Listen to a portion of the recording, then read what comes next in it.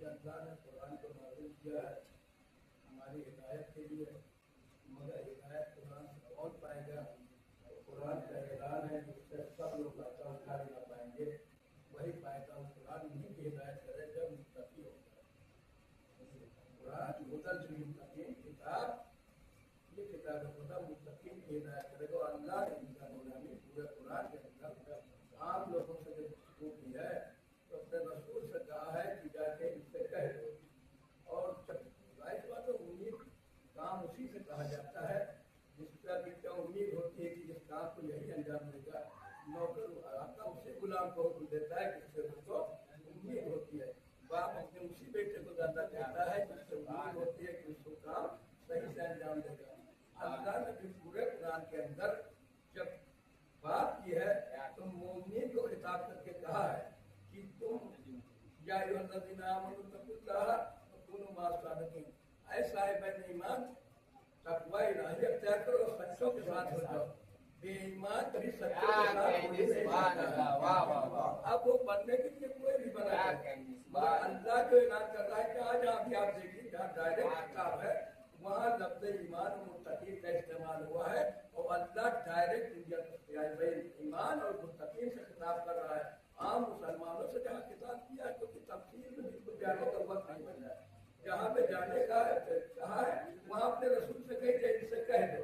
जो कुछ मुसलमानों से कहलाना था वो रसूल से कहलाया, जो अपने खास बंदों से कहना था कुरान में अल्लाह ने खुलता है तो कि उम्मीद उन्हीं से की जाती है जो काम को अंजाम दे सकते हैं। जानते हैं जो साहिबाने ईमान है, जो मुत्तकीन है, वही हमारे हुक्म पे अमल कर सकते हैं। और मुत्तकीन वही है जिनके दिल में आले मोहम्मद की मोहब्बत है। साहिबाने ईमान वही है जो कुल्ले ईमान के दामन से वाबस्ता है। पता है कि या तो अली वाले दीन पे अमल कर सकते हैं या अली दीन को बचा सकते हैं या दीन पे अली वाले अमल कर सकते हैं। इसके अलावा किसी को उम्मीद की नहीं सकता। मोहम्मद वाले मोहम्मद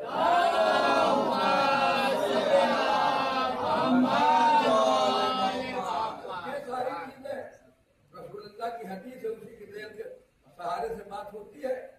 या हुक्म का तकवा और ईमान है, तुम्हारी मोहब्बत तकवा और ईमान है। तो जो अली की मोहब्बत जिनके दिल में वही मुत्तकी है, वही साहिबान ईमान, उन्हीं से अल्लाह खिताब कर रहा है कि तुम सच्चों के साथ हो जाओ और तुम हम तक पहुँचने का जरिया तलाश करो। तो जाहिर की बात है बात बेवकूफ को नहीं समझाई जाती है, मामला अक्लमंद के साथ किया जाता है। जो साहिबाने अक्ल होंगे वही, और जो जानवरों से बदतर हो चुके हैं उनके ऊपर जब आदमी अपनी हिदायत से आदमी के अंदर जब गुनाह पड़ जाता है तो अल्लाह उसको हालत में छोड़ देता है। जाहिर सी बात है जो दुश्मन बैठ है अब वो इस लायक नहीं है कि अल्लाह उसकी हिदायत करे। मोहम्मद वाले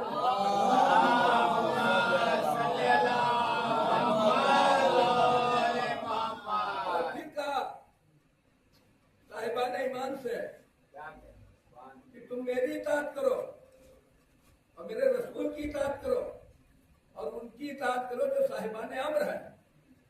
बस इसी प्यार गुफ्तगू करके बात को खत्म कर देता है। साहिबान अम्र है मतलब क्या है? साहिब अम्र होने का मतलब यह है कि वो किसी बात का मोहताज नहीं हुआ करता है, बल्कि वो होता जो कहता है वही हो जाता है। वो होता है साहिब जिसको अकील पे हुकूमत हासिल हो, ये हक हासिल हो कि जो कहे वही हो जाए।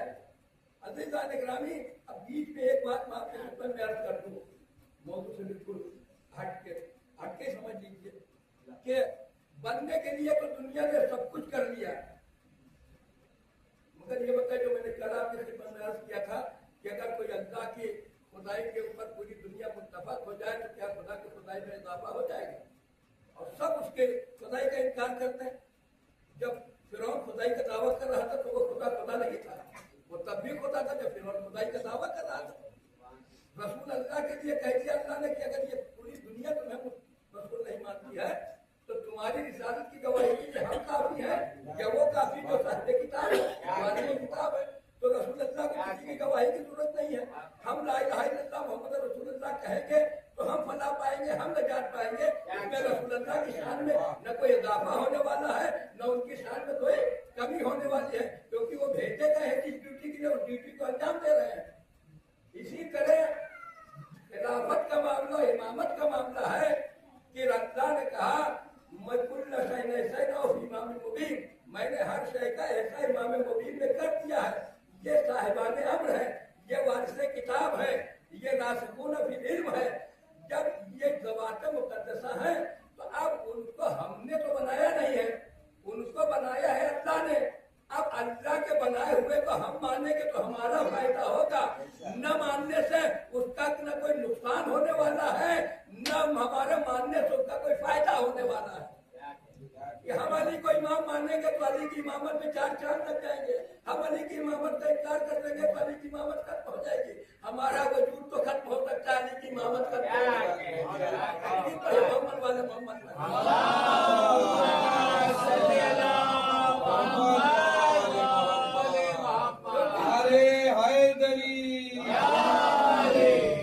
इनको हमने नहीं बनाया है, इनको खुदा ने बनाया है।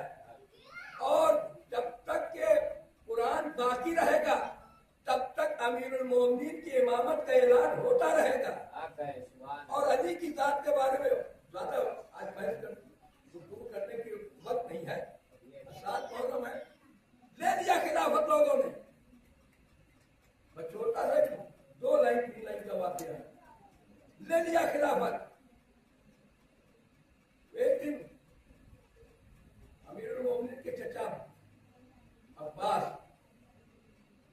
रसूलुल्लाह के भी चचा है, अमीरुल मोमिनीन के भी चचा है, और रावी कहता है कि मैं बैठा हुआ था पहले शैतान के पास। अब इससे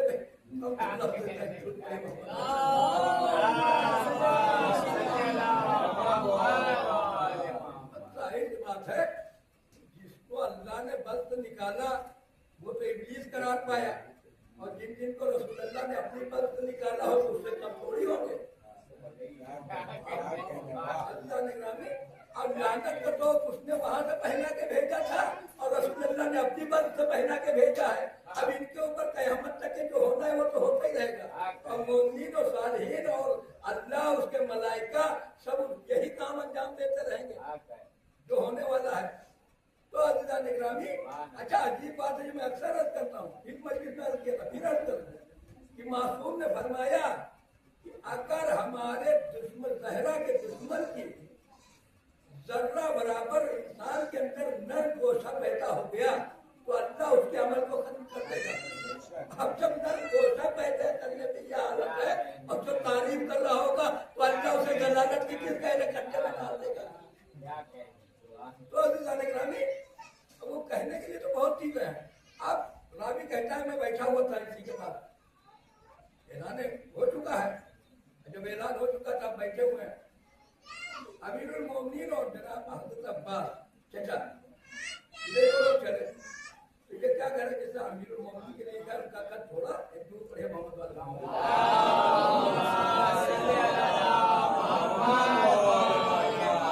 कद थोड़ा कम था। ये और बात है कि इन्होंने कैसे कैसे मामला बनाए, सारा मामला तो अली की दुश्मनी पे आके टिका है। अगर अली की दुश्मनी न होती तो आज ये करबला होती ना। एक ग्रुप पर है मोहम्मद वाले मोहम्मद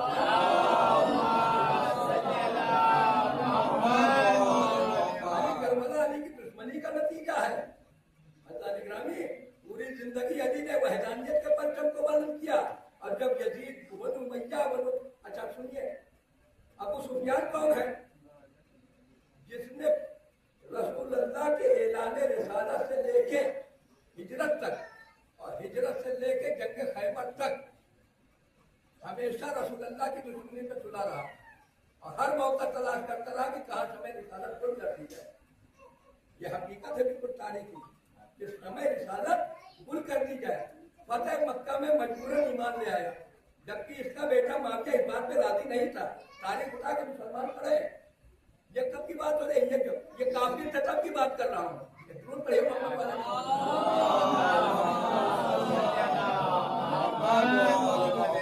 तब मसलहत को समझाया बाप ने बेटे को कि बेटा सर अच्छा इसी में है कि आप रसूल के हाथ में बैत कर लो, वरना मार दिए जाओगे, मामला बिल्कुल खत्म हो जाएगा, जिता दिए जाओगे, बचेगा कोई नहीं। क्योंकि अब मोहम्मद के पास अब मोहम्मद मक्के वाले मोहम्मद नहीं है, बल्कि मदीने से लश्कर लेके मोहम्मद आ चुके हैं। और उसके बाद बद्र हो तो दूसरे जंगों में, हजार में और खैबर तक के मामला देख ही चुके थे कि हालत क्या हो चुकी थी। और इन मक्के में जितने ये जवान थे, ये बचपने सवाल से पिटे हुए थे। अब इनके मुकाबला करने की ताकत अली के मुकाबले में थी नहीं। जानते थे कि जब अली के हाथ की एक कंकरी हमारी हड्डियों को तोड़ सकती है, तो अली की जुल्फकार हमारा अंजाम क्या करेगी। पर मोहम्मद वाले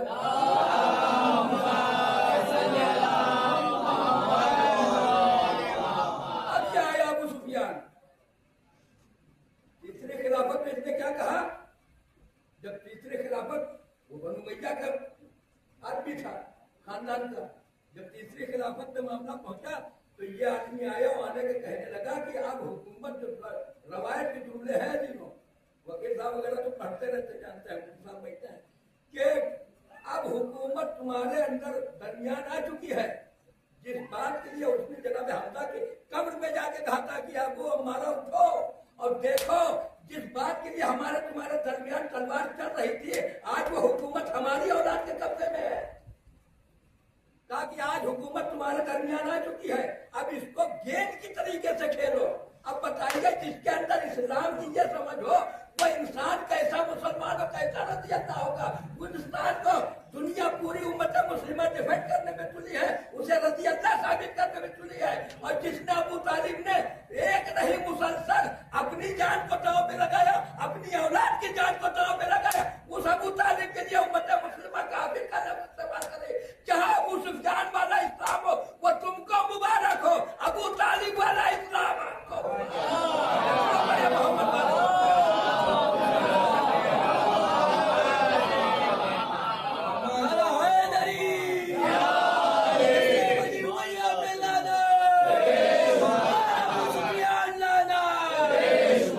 अल्लाह तुम्हारा हश्र अबू सुफियान उनकी औलाद के साथ करे और हमारा मुहासबा हमारे जनाब अबू तालिब उनकी औलाद के साथ करे। तुम इसी बात पे खुश हो, तुम उनको रज़ियत ना कहते रहो, हम तो जाहिर सी बात है, हम तो हकीकत बयान करते रहे। मालूम नहीं मोहम्मद इब्ने अबी बकर जैसा आदमी कब आ जाए, वो जैसा आदमी कब वापस आ जाए। मोहम्मद वाले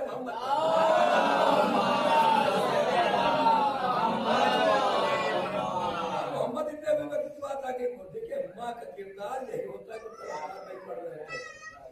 माँ के दूध का यह असर था कि वो जनाब मोहम्मद इब्ने अबी बकर के लिए मेरे मौला ने फरमाया कि सुन से तो फला के हमकर बेटा मेरा। इससे ज्यादा कसीदा कोई बयान भी नहीं कर सकता है। हम क्या तारीफ करेंगे, जिसे अली अपना बेटा कह रहे हैं उसके बारे में हम क्या कह सकते हैं। यह आदमी आया और कहने लगा, तीसरी मंजिल पे क्या कह रहा है कि हुकूमत तुम्हारे दरमियान आ चुकी है। अब इसको तो हुकूमत ही समझ में आ रही थी, इसे इस्लाम कहाँ समझ में आया। अगर इस्लाम समझ में आ जाता तो हालात ये थोड़ी होते। अब उसके बाद कहने लगा कि इसको गेंद की तरीके से खेलो। और जब चौथे मंजिल पे अमीरुल मोमिनीन की खिलाफत छीनी गई थी पहली मंजिल पे, तब इसने क्या कहा था, हमारे जैसा आदमी होता कि इस तरह क्या कहता कि यार प्रधानमंत्री 20 वर्ष से हारे, अब की नहीं लड़ रहे, चलो अब की लड़ो, अब की हमारे घर के 100 वोट है, तुम्हें दिलाऊंगा। एक ग्रुप पड़े मोहम्मद वाले ये होगा, तुमको अब की नहीं दिया है, तुम घबरा क्यों रहे हो। हमारे साथ हमारे 50-100 आदमी है, 200 आदमी है, अब की सारे आदमी लाठी लेके तुम्हारे साथ चलेंगे, तुम्हें तो हम सब कुछ बना देंगे गाँव में। और ये बेवकूफ आ गया कहा, हम जैसा आदमी होता आम इंसान तो उसके बिल्कुल गुब्बारे की जैसे हवा भरी जाती वैसे सबको भर दी गई हमारे अंदर, और सारा मामला बिल्कुल हवा में उड़ने लगते हैं। मगर ये किससे बात कर रहे हैं, अमीर कुल के सामने आया जनाब अमीर की खिदमत में। कहने लगा, यार जी आपसे आपका हक छीन लिया गया, आप अपने हक के लिए खड़े हो जाइए, मदीने की गलियों को सवारों प्यादों से भर दूंगा। अब समझ रहे हैं कितने मुनाफिकों काफिर मौजूद है बना में इस्लाम इस दुनिया में।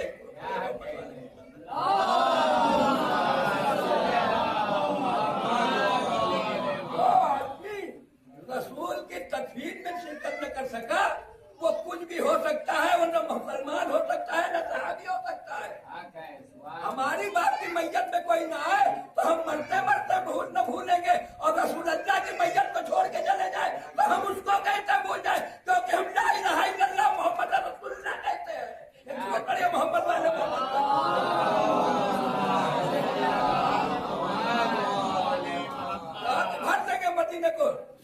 किया तो सर? मेरा मौला ने मुस्कुरा के उसको देखा, कहा अबू सुफियान तू इस्लाम का इतना हमदर्द कब से हो गया?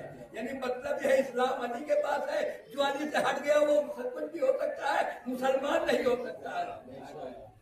अब पहली मंजिल पे जैसे ही मामला पहुंचा और खिलाफत चली गई गैरों के हाथ में, क्योंकि सारा मामला रसमा कहना तो तकरीर में रखे हुए हैं, वहां मामला बंटन नाट हो रही खिलाफत की। मुझे लग रहा है कि कोई मामूली होता है। अरे वो होते पे बैठ जाना कमाल नहीं है, किसी मंजिल पे हमको यहाँ का कोई बहुत बड़ा होटल दे दिया जाए, जिम्मेदारी की उस कुर्सी पे बैठ जाना कमाल नहीं है, उस जिम्मेदारी को संभाल लेना कमाल है।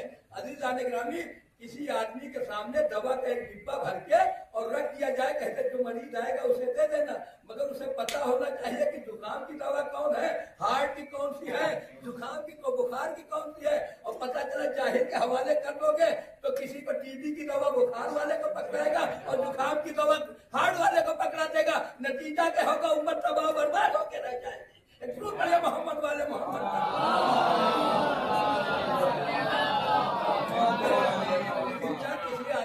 दवा कितना डिब्बा रख दो जाहिल आदमी सामने और कहो जो बीमार है वो कहते थे ना, उसे क्या पता कि बुखार में कौन सी टेबलेट दी जाएगी, या इसके हार्ट की तकलीफ होते कौन सी टेबलेट दी जाएगी, इसे ब्रेन की दिक्कत है इसे कौन सी टेबलेट दी जाएगी। उसे लाल पीली टेबलेट दिखाई देगी, जो समझ में आएगा दे देगा। अब पता चला आदमी निपट जाएगा। और इसी तरह आदमी जैसे आदमी गलत दवा देने से निपट जाएगा, उसी तरह गलत मसला जानने से भी इंसान अपने आत्मत को तबाह बर्बाद कर लेगा, अगर जाहिल को खलीफा मान लेगा। मोहम्मद वाले मोहम्मद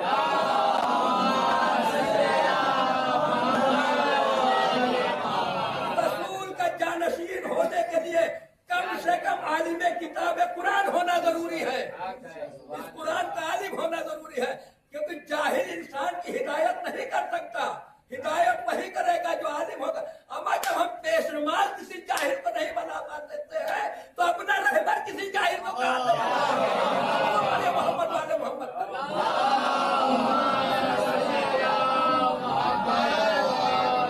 जब 17 रकअत नमाज का रवादार नहीं है तो पूरे दिन का जिम्मा किसी जाहिर के हवाले कैसे कर देंगे?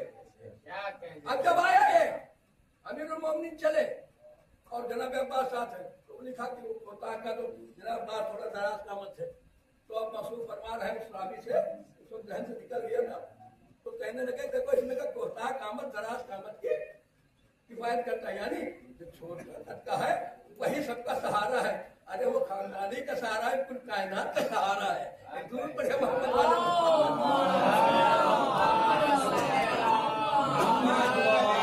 इसके कलाइयों में मुश्किल कुशाई का कंगना परवरदिगार आलम ने बांधा है। अब अजीज़ान निगरानी जब पहुंचे, तो पहुंचने के बाद जाके शराब दुआ हो गई, कहने लगे कि ये अली हमसे झगड़ा कर रहे हैं रसूल की मीरास के बारे में। ये अली ये भाई रसूल की मीरास के बारे में हमसे झगड़ा कर रहे हैं, जबकि मैं रसूल का चचा हूं और ये दामाद है और चचेरे भाई हैं। हम नस्ल में ज्यादा करीब हैं, ये रसूलुल्लाह से नस्ल में दूर है। ये भाई चचा इनके रसूलुल्लाह के चचेरे भाई हैं, हम रसूलुल्लाह के सगे चचा हैं, हक हमारा बनता है और ये हमको रसूलुल्लाह की मीरास देने के लिए तैयार नहीं है। जब मौसूद देखे तो कहते हैं, जो मैं कल पूरी मजलिस पढ़ रहा था कि अहले बैत की फजीलत तो वही है कि दुश्मन जब अपनी जबान से फजीलत बयान कर दे, हक वही है जो सर चढ़ के बोलता है। कहने लगे कि अब्बास उस वक्त कहा थे तुम जब रसूलुल्लाह ने ऐलान रिसालत किया था और दावत नशरा में तमाम औलाद अब्दुल मुत्तलिब को इकट्ठा किया था और कहा था जो मेरी मदद करेगा वही जो मेरे कर्जों को अदा करेगा, जो मेरे मामला मुआहिदों को पूरा करेगा, अहद पैमान को, वही मेरा वसी होगा, वही मेरा जानशीन होगा, वही मेरा खलीफा होगा। पूरी बात अपने मुंह से कह डाली। एक दूर पड़े मोहम्मद वाले मोहम्मद,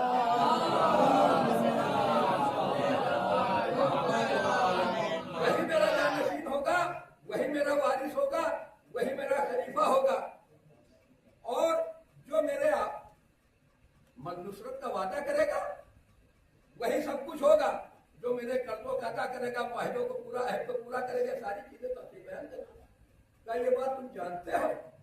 कहा हाँ। तो क्या जब ये बात तुम जानते हो तो खुद तक पे बैठे क्यों हो?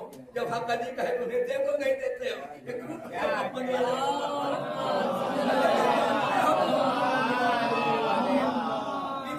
ये कहे गए हैं तब क्यों बैठे हो? कहा तुम लोग चले जाओ, मुझे मालूम है कि तुम लोगों का कोई मीरास का झगड़ा नहीं बल्कि खिलाफत का हक जताने के लिए आए हो। अरे हक जताने के लिए आए थे, तुमको तुम्हारी औकात बताने के लिए आए थे कि तुम गस्ती जगह पे बैठे हो, और जो गस्ती जगह पे बैठता है वो मुसलमान नहीं होता है, वो काफिर होता है। अल्लाह ने कासिम पे कुरान में लानत किया है। झूठ पर ये मोहम्मद वाले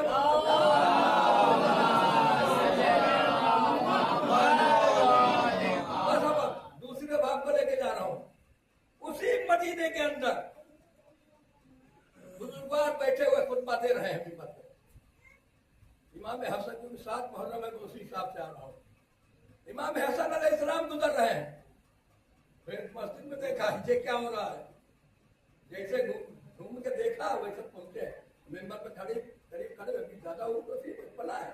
अब उतरिए मेरे बाप के मिंबर से, जाइए अपने बाप के मिंबर पे बैठिए। और सरेंडर करके उतर है, कहा मेरे बाप को कोई मिंबर ही नहीं है।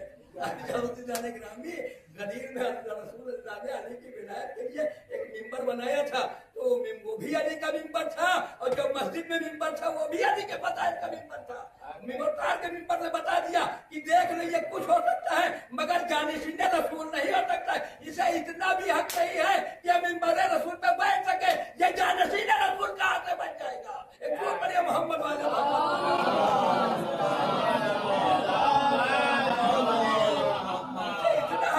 मिंबर पे बैठने का भी उतार के बता दिया कि देख क्या है मेरा आप था।